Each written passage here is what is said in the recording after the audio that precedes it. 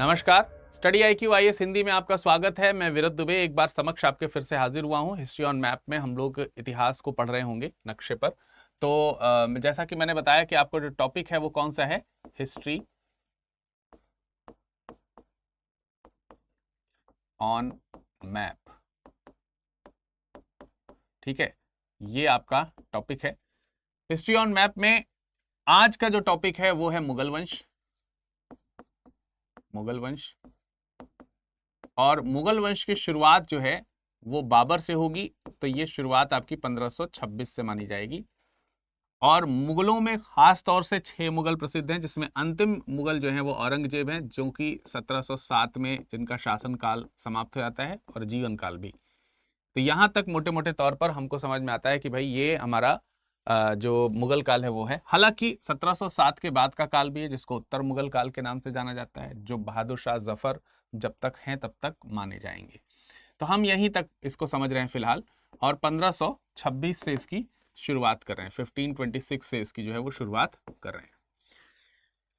आगे बढ़ने से पहले मैं आपको बता दूं कि स्टडी IQ में कुछ भी आप परचेज करना चाहते हैं तो विरद लाइव कोड का इस्तेमाल जरूर करिए। विरद लाइव, इस कोड का इस्तेमाल करना जरूरी है। ठीक है, इस कोड का जरूर इस्तेमाल करें, ये बात ध्यान रखनी है आपको।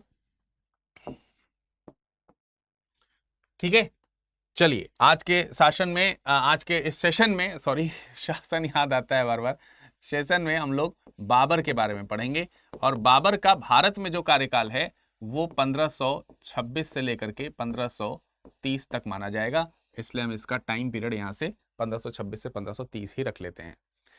जहीरुद्दीन मोहम्मद बाबर 1483 में इसका जन्म हुआ है, मावराउन नहर में। मावराउन नहर, जिसको आज प्रेजेंट टाइम में ट्रांस आक्सियाना कहा जाता है। क्या कहा जाता है? ट्रांस आक्सियाना। आक्सियाना, आप इसे अफगानिस्तान का उत्तर पश्चिम भाग मान सकते हैं। तो जैसे अगर हम यहां पर नक्शे को बनाने की बात करें तो तकरीबन मैं इस तरफ ज्यादा बना देता हूं।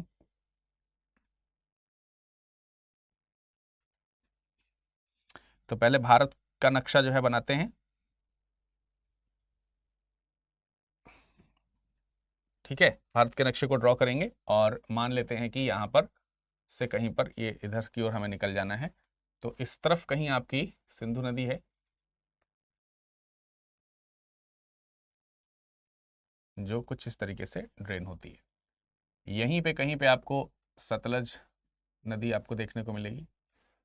यहाँ आप मान के चलिए कि ये कुछ गंगा नदी है, गंगा नदी का दरिया है। और यहाँ से आपकी ये यमुना नदी आकर के से मिलती है। और इधर आप ब्रह्मपुत्र नदी को निकाल सकते हैं, फिर ये इधर आएगी और इसके साथ ऐसे कई सारी ब्रांचेस यहाँ पर बन जाएंगी। तो ये कुछ इलाका है जो आपको मैप में याद रखना है अलग तरीके का। अब देखिए भारत का नक्शा मैंने नहीं बनाया, लेकिन भारत के उत्तरी प्रांत का जो है एरिया, जो नदियों के इलाके से आप थोड़ा सा जान सकते हैं, जो नदियों के इलाके से जिसको आप थोड़ा सा पहचान दे सकते हैं, वो पहचान आपको यहां पर देखने को मिल रही है। अब इसमें आपको मालूम है कि इस तरफ पाकिस्तान का हिस्सा है, इधर अफगानिस्तान का हिस्सा है, इधर उज्बेकिस्तान का हिस्सा है, तजाकिस्तान कजाकिस्तान उधर वाले हिस्से हैं। तो मैं ट्रांस आक्सियाना रीजन तकरीबन यहां कहीं पे मान के चलिए कि ट्रांस आक्सियाना है। ट्रांस आक्सियाना, ये प्रदेश आपको यहां कहीं देखने को मिलेगा। इसे तत्कालीन समय में ट्रांस आक्सियाना नहीं कहते थे, तब इसे मावरा उन नाहर बोला जाता था। क्या बोला जाता था? मावरा उन नाहर। ठीक है, मावरा उन नाहर। और इसी में ही एक जगह पड़ती है जिसका नाम है फरगना। जिसका नाम है क्या? यहां पर एक शासन का क्षेत्र है इसी ट्रांस आक्सियाना में, जिसमें जगह पड़ती है फरगना। फरगना इलाका है फरगना। ठीक है, तो मान लीजिए कि यहाँ पे फरगना का शासन है, फरगना का शासन है, फरगना का राज्य है। और इसी फरगना में इनका जन्म होता है। कुतलुग निगार खानम इनकी माता हैं, उमर शेख मिर्जा इनके पिता हैं। और ये 1506-7 के आसपास काबुल को और फिर फाइनली 1526 में भारत को प्राप्त करते हैं। और इन दोनों समयों में ये बादशाह की उपाधि धारण करते हैं। उनके पहले बादशाह की जो उपाधि धारण हुई है वो 1506 में जब उन्होंने काबुल को जीता तब इन्होंने बादशाह की उपाधि धारण करी। बादशाह या पादशाह की उपाधि धारण करी है। भारत में आप देखेंगे जब 1526 में इन्होंने पानीपत का युद्ध लड़ा, भारत की जब विजय करी, भारत में जब विजय करी, तब इन्होंने बादशाही, भारत में बादशाही धारण करी है। तो ये दो अलग अलग समय हैं जो आपको बादशाही के लिए ध्यान रखने हैं। किसकी बादशाही के लिए? बाबर की। तैमूर की राजधानी आप लोगों को मालूम है, इससे पहले तैमूर भारत में आक्रमण करने के लिए आए थे। तो भारत की राजधानी, तैमूर की उस समय राजधानी हुआ करती थी समरकंद। तो समरकंद मान के चलिए कि यहां कहीं पर समरकंद है, इस जगह पर कहीं पर सपोज यहां पे समरकंद है, समरकंद। इसी समरकंद को ये जीतना चाहता है। इसका पहला जो उद्देश्य है वो समरकंद को विजय करना है। और इसको जीतने के उसने कोई 3 प्रयास किए हैं। सबसे पहले 15 वर्ष की आयु में 1497 में इन्होंने समरकंद पर विजय हासिल करी। ठीक है, तो आपको पहली विजय जो है वो 1497 में देखने को मिलती है समरकंद में। समरकंद को ये जीतते हैं, लेकिन समरकंद इनके पास तब केवल 100 दिन तक रहता है, उसके बाद इनके हाथ से छिन जाता है। यानी कि समरकंद पे अधिकार किया और वो अधिकार से निकल गया। उसके बाद 1501 में उन्होंने फिर से समरकंद के ऊपर आक्रमण किया और तब जो है तकरीबन 8 माह तक इनके पास समरकंद रहा और 8 माह बाद फिर से समरकंद इनके हाथ से निकल गया। और इन सब में इन्हें उज्बेकिस्तान का एक नेता हुआ करता था शैबानी खान। ये बार बार शैबानी खान जो है इन्हें पराजित कर रहा है। शैबानी खान उज्बेक है, उज्बेक है, उस उज्बेक के हाथों ये पराजित हो रहे हैं। ठीक है, उज्बेकिस्तान मतलब उज्बेक यहां पर मान लेते हैं। ठीक है, तो यहां का शैबानी खान है वो इन्हें बार बार पराजित कर रहा है। बाबर इस पर इसलिए अधिकार करना चाहते हैं क्योंकि यहां से सेंट्रल एशिया के ऊपर अपनी पावर ये फैला सकें। और शैबानी खां का साथ जो है वो समरकंद के शासक हैं बैसंकर मिर्जा, वो भी दे रहे हैं। तो फाइनली आगे चल करके बैसंकर मिर्जा के साथ में मिलकर के शैबानी खान और ये दोनों लोग बाबर से एक युद्ध करते हैं जिसको सर ए पुल का युद्ध कहा जाता है। तो एक इंपॉर्टेंट युद्ध इनको लड़ना पड़ा, सर ए पुल का युद्ध। और सर ए पुल जो इलाका है ये काबुल के पास में है। काबुल के पास में आप सर ए पुल को देख रहे होंगे। तो अगर हम काबुल की बात करें तो काबुल तो आप लोगों को मालूम ही है ना, अफगानिस्तान में काबुल जगह है। यहां कहीं मान लेते हैं कि काबुल जगह है। ये थोड़ा ज्यादा नीचे आ गया है पर कोई बात नहीं, मैं इसको थोड़ा सा शिफ्ट कर देता हूं। उसके लिए इसको थोड़ा सा शिफ्ट करना पड़ेगा पहले, तो मैं इसको शिफ्ट कर देता हूं, छोटा कर देता हूं। और ये जो इलाका है आपका, इसको और पश्चिम में लाना होगा यहाँ पे। ठीक है, तो अब अगर हम यहाँ पे काबुल की बात करें, सपोज ये हमारा काबुल है, काबुल। तो यहीं पर सर ए पुल पड़ रहा है, सर ए पुल। ये युद्ध हो रहा है और इस युद्ध में बाबर जो है वो फिर पराजित हो जाता है। मध्य एशिया में राजनीति करने का उसका सपना जो है वो रह जाता है। 1502 के आसपास की घटना है ये। कब के आसपास की घटना है? 1502 के आसपास की घटना है। यानी इसके समरकंद और उसके आसपास संघर्ष लगातार चल रहे हैं। उसके बाद 1504 में उसने कुछ इलाके जीते हैं जो पूरब की तरफ के हैं, जो काबुल और गजनी के प्रांत में आते हैं। ठीक है, समझ में आ रही बात कि नहीं? तो काबुल जो है उसके अगर आप थोड़ा सा नीचे आएंगे यहां कहीं पर, तो आपको यहां पर गजनी देखने को मिलेगा इलाका। तो मैंने आपको बताया कि भाई आगे चल करके इसमें तो ये हारा है, लेकिन बाद में 1504 में 1504 में ये काबुल को जीतता है और फिर गजनी को भी इसने जीता, इन पर विजय प्राप्त करी। तो कुछ समय के लिए इनके पास में काबुल और गजनी भी आ गया। और फिर 1507 में 1507 में इन्होंने कांधार भी जीता। इन्होंने एक और इलाका जो अफगानिस्तान के एरिया में आज के समय में पड़ता है कांधार, उस कांधार को भी इन्होंने जीता। तो कांधार जो है यहां कहीं आपको देखने को मिलेगा, ये कांधार, सपोज ये कांधार है, तो इन्होंने कांधार भी जीता। कांधार का जो रीजन है वो भी प्राप्त किया 1507 में।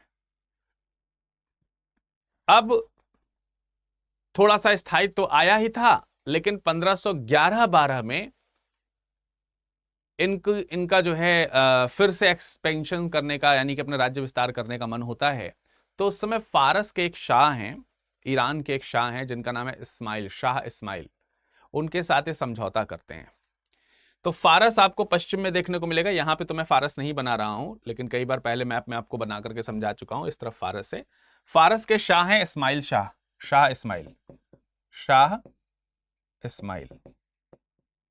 और शाह इस्माइल कौन है? ईरान के शाह हैं। इनके साथ इन्होंने क्या किया है? समझौता किया है, और इस समझौते से इन्होंने कुछ हिस्से जीते हैं लगातार। जैसे जो बुखारा वाला रीजन है वो जीता है, बुखारा इन्होंने जीता है। तो जो समरकंद है ना, समरकंद से ऊपर यहां कहीं बुखारा पड़ता है, तो मैं इसको डिफरेंट कलर से लिख देता हूं, जिससे कि आपको, या फिर इसमें से कुछ चीजें हैं जो हम थोड़ी शॉर्ट कर देते हैं, ठीक है। ये आप समझ ही गए हैं कि ये कहां पर है ना, इस इलाके को। तो मैं आपको यहां पर कहीं पर बता सकता हूं कि भाई सपोज दैट यहां कहीं बुखारा है, बुखारा, ये आपका समरकंद है। तो इन्होंने बुखारा को जीता है, समरकंद को जीता है, और ये बहुत महत्वपूर्ण जगह है। और ये बुखारा और समरकंद के जो इलाके हैं, ये इलाके वापस से 1514 के आसपास जीते गए हैं, 1514 के आसपास जीते गए हैं इलाके वापस में। समझ में आ रही बात? समरकंद जो है वो 1514 के आसपास, बुखारा भी इसी समय के आसपास जो है वो आपको जीतते हुए देखने को मिलेगा। तो जो समरकंद है, समरकंद से पास में ही आपको खुरासन देखने को मिलेगा। तो भाई इन्होंने खुरासन वाला जो इलाका है वो भी जीता हुआ है। मान लीजिए कि यहां खुरासन है, खुरासन का एक बहुत बड़ा क्षेत्र हुआ करता था, तकरीबन गजनी से टच करता था वो कई बार, तो खुरासन का एरिया उन्होंने जीत रखा है। अब क्योंकि इन सब चीजों में उन्होंने इस्माइल शाह से साथ लिया है, इसलिए इसी दौरान 1511 से 1514 के बीच में आप देखेंगे कि वो शिया धर्म को भी एक्सेप्ट करता है, यानी शिया को स्वीकार कर लेता है। हालांकि इसी समय में अब्दुल्ला खान नाम के विरोधी के द्वारा इनका विरोध किया जाता है बाबर को, और इनके जीते हुए हिस्से इनसे फिर जीत लिए जाते हैं, वापस ले लिए जाते हैं। इसी दौरान 1506 में ये बादशाह की उपाधि इत्यादि धारण करते हैं। तो आप देख रहे हैं कि ये जो पश्चिमोत्तर का इलाका है, इसमें लगातार इन्हें जीत हार जीत हार जीत हार देखने को मिल रही है। फाइनली अब्दुल्ला खान से जब हार जाता है तो वो सोचता है कि अब हमें समरकंद की तरफ नहीं देखना है, अब हमें पूरब की तरफ देखना होगा।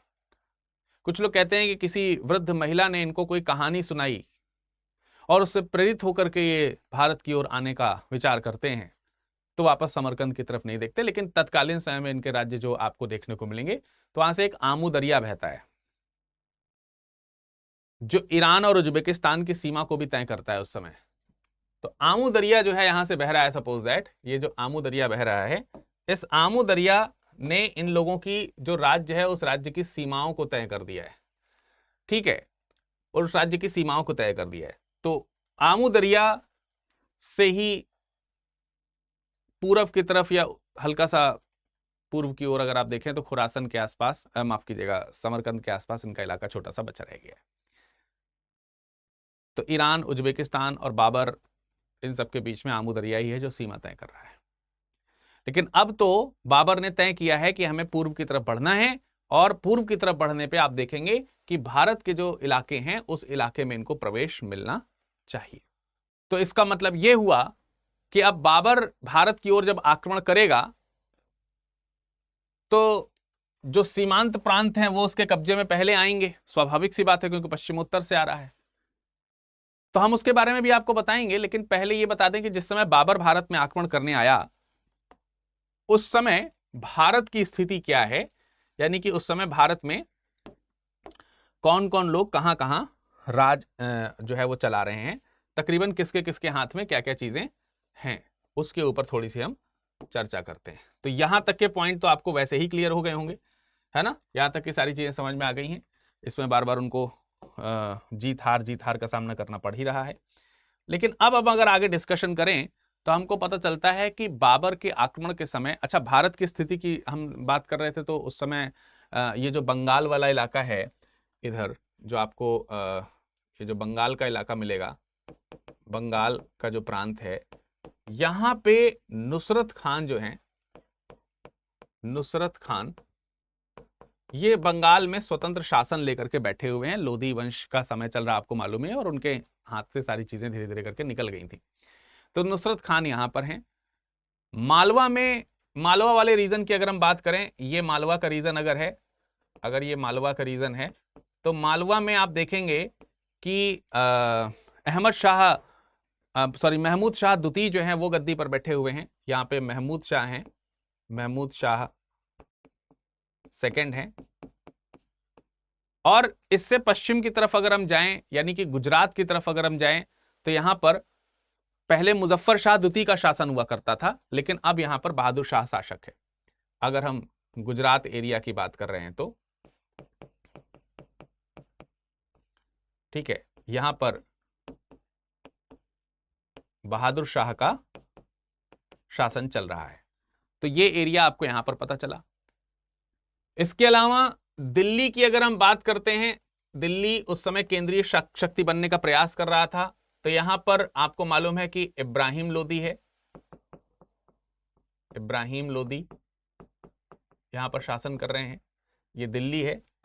और यहां पर मेवाड़ आपको देखने को मिलेगा, मेवाड़ आपको देखने को मिलेगा। तो मेवाड़ में शासन जो है वो किसका है, वो राणा सांगा का है। किसका है, राणा सांगा। ये चीज आपको यहां पर देखने को मिल रही, राणा सांगा का इधर शासन आपको देखने को मिला। और एक और चीज है, पंजाब में अफगानी सूबेदार है जिसका नाम है दौलत खान। तो जो पंजाब का एरिया है, तो ये आपको मेवाड़ का रीजन देखने को मिल गया, इधर दिल्ली का एरिया देखने को मिल गया। दिल्ली का एरिया तो काफी बड़ा है, छोटा नहीं है, ठीक है। दिल्ली का तो इब्राहिम शाह का जो एरिया था वो आपको मालूम है, इस तरफ मैंने कल आपको बताया था यहां था। पंजाब का जो एरिया है, पंजाब का जो इधर वाला एरिया है, ये भी उस अफगान शासक के हाथ में है जो लोदी का विरोध करता है, महमूद लोदी का विरोध करता है, जिसका नाम है दौलत खान। तो यहां पर दौलत खान है, यहां पर आपको दौलत खान देखने को मिलेंगे, दौलत खान लोदी ये हैं। और ये भी अपना साम्राज्य स्टैब्लिश करना चाहते हैं। दौलत खान का साथ जो है वो कौन दे रहा है, आलम खान दे रहे हैं।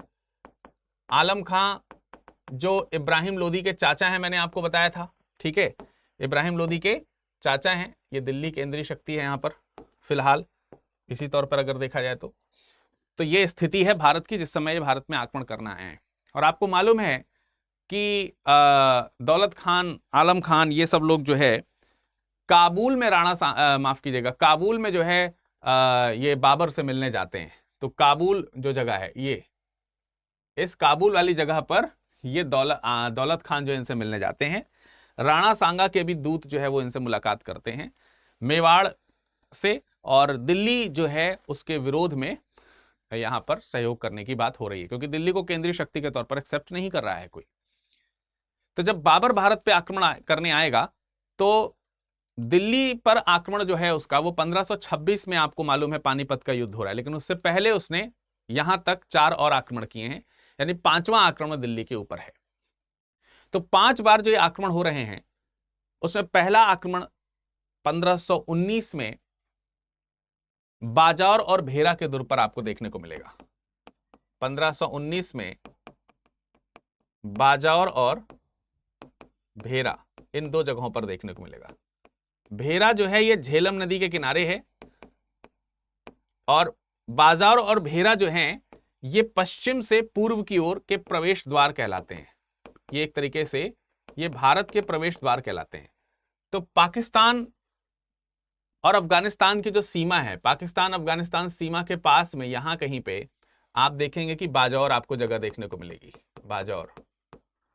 और झेलम नदी के पास में कहीं पर बाजौर से सामने इस तरफ कहीं पर, यहां कहीं पर आपको भेरा देखने को मिलेगा, भेरा दुर्ग। ये दो जगहें हैं।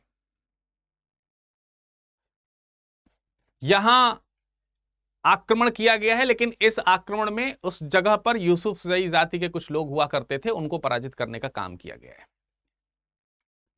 और भेरा का जो युद्ध है, इसी भेरा के युद्ध में आपको ध्यान रखना है कि बाबर ने पहली बार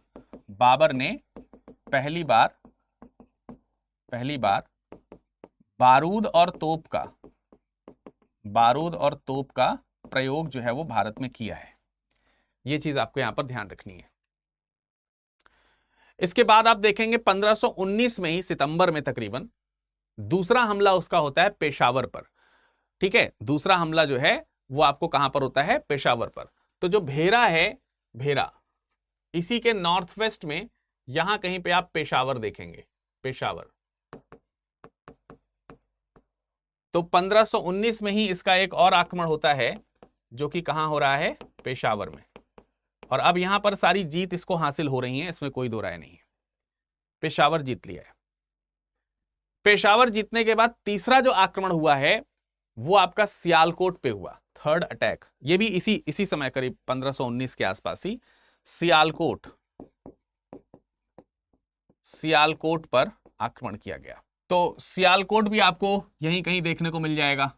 ठीक है, पंजाब में ही वर्तमान समय में आप देखेंगे सियालकोट है, सियालकोट। ठीक है, तो सियालकोट आपको देखने को मिल जाएगा भाई।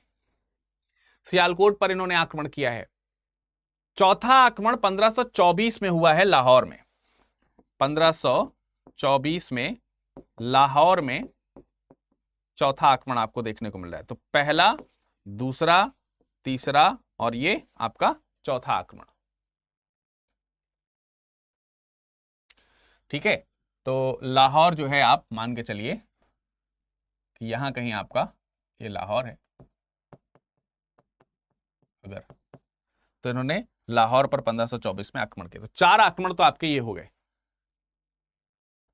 लाहौर के साथ साथ उन्होंने दीपालपुर को भी जीता है, दीपालपुर एक साथ जीता है, दीपालपुर। ठीक है, दीपालपुर भी आपको इस तरफ वाले इलाके में, पूर्वी इलाके में यहां कहीं देखने को मिल जाएगा। इस जगह पर कहीं पर आप दीपालपुर, पंजाब का इलाका है दीपालपुर, यहां पर इन्होंने जीत लिया है। और फाइनली फिफ्थ अटैक जो है वो पानीपत में हुआ है। पांचवा अटैक कहां हुआ है, पानीपत में। पानीपत 21 अप्रैल 1526 को। पानीपत यहां कहीं पर है, ये आपका पानीपत है। यहां पर 1526 में एक युद्ध आपको देखने को मिलता है। अब ये जो युद्ध है, स्वाभाविक सी बात है कि सीधे तौर पर बाबर और इब्राहिम लोदी के बीच लड़ा गया। इसमें दो टेक्निक्स का यूज किया गया, एक है तुलुगमा पद्धति, तुलुगमा पद्धति, और एक है रूमी पद्धति। तुलुगमा पद्धति जो है ये सैन्य व्यवस्था है, बेसिकली सैन्य व्यवस्था। जो सैनिक हैं वो सेना को ऐसे सेना बटी होगी कि दाएं और बाएं के जो सैनिक हैं वो धीरे धीरे निकलते हुए वो सामने वाले शत्रु की सेना को तीन तरफ से घेर लेते हैं। सामने से मिडिल सेना रहती है। इस पद्धति को तुलुगमा पद्धति कहते हैं। ये पद्धति उज्बेकों से सीखी थी। उज्बेक जो हैं वो भी इसी तरीके से लड़ते थे जिनसे बाबर बार बार हार जाते थे। अब यहां पर इन्होंने इसी उज्बेकी पद्धति को इस्तेमाल किया है। और जो रूमी पद्धति है ये तोप लगाने की है, तोप लगाने की पद्धति है। और ये उस्मानी पद्धति है, जो तुर्कीय साम्राज्य जो था वहां पर ओटोमन जो साम्राज्य है उनसे सीखा है इन्होंने। इस तरीके के युद्ध में इब्राहिम जो है वो इब्राहिम हारा और मारा गया। मारा गया। इब्राहिम लोदी जो है वो इसमें हार जाता है और मारा जाता है। और इस तरीके से दिल्ली तक आप देखते हैं कि इनका शासन भारत में जो है स्प्रेड होना था, वो स्प्रेड हो जाता है। इब्राहिम लोदी का पानीपत में मकबरा बनाया गया है। पानीपत में इनका क्या हुआ, मकबरा बना। ठीक, तो ये कुछ बेसिक पॉइंट्स थे जो मैंने आपको यहां तक तो बताए। अब भारत में इस पर दिल्ली का कब्जा हो गया है, दिल्ली पर बाबर का कब्जा हो गया है, लेकिन भारत में उन्हें अभी और युद्ध लड़ने होंगे। तो अब और जो युद्ध लड़े जा रहे हैं वो कौन कौन से हैं, आइए उसके ऊपर नजर डालते हैं। पर इसमें से कुछ चीजें हैं जिनको हम क्या कर दें, इरेज कर दें। लेकिन इसका पहले डुप्लीकेट बना लेते हैं, उसके बाद इरेज करते हैं। ठीक है, जिससे कि आपको चीजें जो है वो मिलती रहे। ठीक है, अब हमको यहां पर यह देखना है कि भारत में इनके कौन कौन से युद्ध हुए हैं, अर्थात भारत में इन्होंने जो एरियाज कवर किए उसके लिए उन्हें कौन कौन सा युद्ध जीतना पड़ा, उसके ऊपर अगर हम डिस्कशन करें तो सबसे पहले इनको जो युद्ध जीतना है वो है खानवा का युद्ध। खानवा का युद्ध, कहीं कहीं कनवा का युद्ध भी लिखा रहता है, कनवा का युद्ध। और ये 1527 में ये युद्ध जो है वो लड़ा गया है, 17 मार्च 1527 को। इस युद्ध में आप देखेंगे कि जो राणा सांगा हैं उनके खिलाफ, यानी राजपूतों के खिलाफ ये युद्ध हो रहा है। तो आप देखेंगे कि मंगोल वर्सेस, मंगोल नहीं मुगल हम कहेंगे यहां पर, क्योंकि इन्हीं मंगोलों का यहां पर मुगल नाम से बुलाया जा रहा है। तो मुगल वर्सेस राजपूत, या कि हम यूं कहें बाबर वर्सेस यहां पर राणा सांगा, ये युद्ध आपको यहां पर देखने को मिल रहा है। बाबर राणा सांगा का युद्ध कहां हो रहा है, खानवा में हो रहा है। बैटल ऑफ खानवा, खानवा में ये युद्ध हो रहा है। तो ये जो खानवा है ये आपको आगरा के पास देखने को मिलेगा। ठीक है, आगरा के पास आपको यहां कहीं पे ये खानवा देखने को मिलेगा। इस जगह पर खानवा एक छोटा सा गांव है आगरा के पास में, आगरा से तकरीबन 35 किलोमीटर दूर एक गांव है। ठीक है, यहीं पर यह बैटल लड़ा गया जिसमें राजपूत राणा सांगा जो है वो पराजित हुए। तो ये आपका पहला युद्ध है जो 1526 में देखने को मिल रहा है। फिर उसके बाद आप देखेंगे कि अगला जो युद्ध हो रहा है वो युद्ध हो रहा है चंदेरी का युद्ध। चंदेरी का युद्ध, और चंदेरी का युद्ध जो है वो 1528 में हुआ। चंदेरी जगह जो है ये आपको मध्य प्रदेश में देखने को मिलेगी। सपोज दैट यहां पर चंदेरी है, और चंदेरी का जो दुर्ग है वो मांगा है बाबर ने राणा सांगा के एक बहुत ही अच्छे सेनापति हुआ करते थे जिनका नाम था मेदिनी राय। तो मेदिनी राय वर्सेस बाबर ये युद्ध है। बाबर, इस युद्ध में आप देखेंगे कि मेदिनी राय जो है वो क्या हो जाते हैं, पराजित हो जाते हैं। तो चंदेरी जो है आपका ये एमपी का जगह है, मध्य प्रदेश का जगह है एमपी, बुंदेलखंड के आसपास का ये बहुत इंपॉर्टेंट रीजन हुआ करता था, इसलिए वो उसको पाना चाहता था। ये 1528 में युद्ध हुआ। और फिर अंत में आप देखते हैं 1529 में 1529 में घाघरा का युद्ध होता है। घाघरा का युद्ध जो है ये आपका बिहार में होगा। बिहार में एक छोटा सा गांव पड़ता है घाघरा, जो कि घाघरा नदी के किनारे ही है। ठीक है, तो ये आपका बिहार में पड़ेगा। ठीक है, तो मान के चलिए तकरीबन यहां कहीं पर, ठीक यहां कहीं पर घाघरा का युद्ध हो रहा है। तो घाघरा का युद्ध आपका 1529 में आपको यहां देखने को मिल रहा है।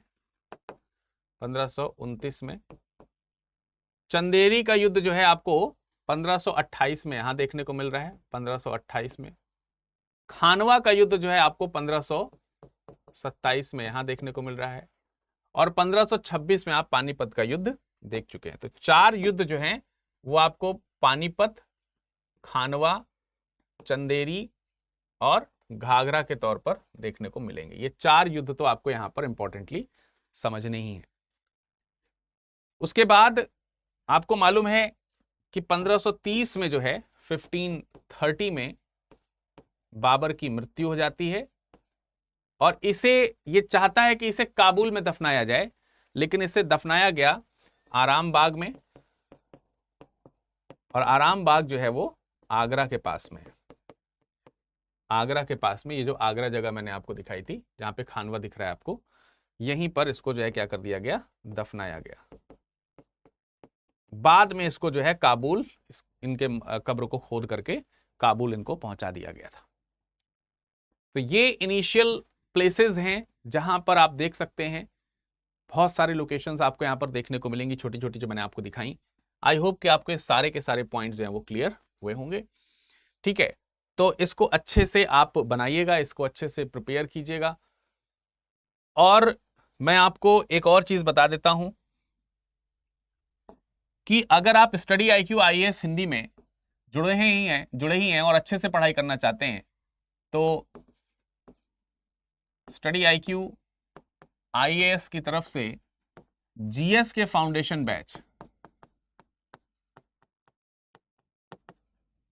बैच जो हैं ये स्टार्ट हो चुके हैं, और न्यू सीजन के बैच 2 में आप एडमिशन ले सकते हैं, बैच 2 में। और ये बैच 2 8 तारीख से शुरू हो रहा है, 8 जुलाई से। 8 जुलाई से बैच शुरू हो रहा है, और 8 जुलाई से शुरू होने वाला बैच शाम को 6 बजे शुरू हो रहा है। और इसमें हिंदी माध्यम में पॉलिटी विषय के साथ अमरेंद्र सर जो है इसकी शुरुआत करेंगे, और इसमें इतिहास जो है मैं पढ़ाऊंगा। ठीक है, इतिहास जो है वो मैं पढ़ाते हुए आपको दिखाई दूंगा। तब इस बैच की जो फीस है वो मिनिमम पड़ेगी आपको तब जब आप विरद लाइव कोड का इस्तेमाल करेंगे, विरद लाइव। तो आपको क्या करना है, एडमिशन लेते समय विरद लाइव ये कोड है, इस कोड को इस्तेमाल जरूर करना है। इसको इस्तेमाल करना नहीं बोल रहे हैं, अदरवाइज आपको बहुत महंगा पड़ेगा ये कोर्स। इसमें फैसिलिटी के तौर पर अगर आप देखेंगे तो आपको लाइव क्लासेस मिलेंगी, रिकॉर्डेड क्लासेस भी इसी की मिल जाएंगी लाइव होने के बाद में, आपको नोट्स मिलेंगे। ठीक है, हैंड रिटन नोट्स। सबसे इंपॉर्टेंट बात एक और है कि इसमें जो है आपको 18 किताबों का एक सेट भी देखने को मिलेगा, 18 बुक्स, 18 किताबों का आपको एक पूरा सेट देखने को मिलेगा जो आपके घर तक भेजा जाएगा। ठीक है, यानी कि फिजिकल फॉर्म में आपके घर तक पहुंचाया जाएगा। इसके अलावा आपको डेली आंसर राइटिंग के लिए, मेंस आंसर राइटिंग के लिए क्वेश्चंस मिलेंगे, क्लास टेस्ट होंगे। क्लास टेस्ट वीकली भी होते हैं और मंथली भी होते हैं। प्रीलिम्स के लिए अलग से क्लासेस मिलेंगी, अलग से P2I बैच, माफ कीजिएगा, अलग से SIP बैच जो है आपको मिलेगा। SIP, सक्सेस इन प्रीलिम्स हम बोलते हैं इसको, सक्सेस इन प्रीलिम्स। मेंस के लिए अगर आप प्रीलिम्स क्वालिफाई करते हैं तो आपको निशुल्क आवासीय सुविधा मिलेगी। फिर इंटरव्यू गाइडेंस प्रोग्राम भी है, IGP हम इसको बोलते हैं, ये भी आपको निशुल्क दिया जाएगा।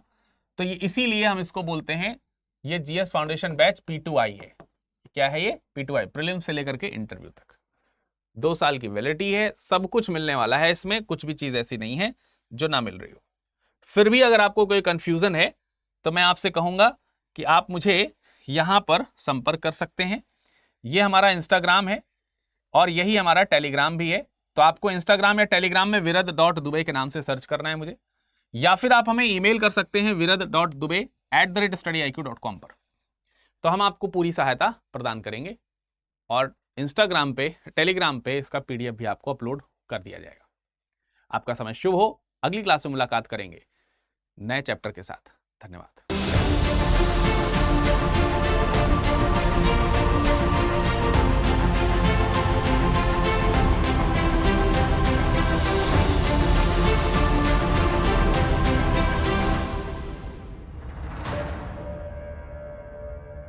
हिंदी में यूपीएससी की तैयारी से संबंधित प्रोग्राम्स को देखने के लिए सब्सक्राइब करें स्टडी IQ IAS हिंदी।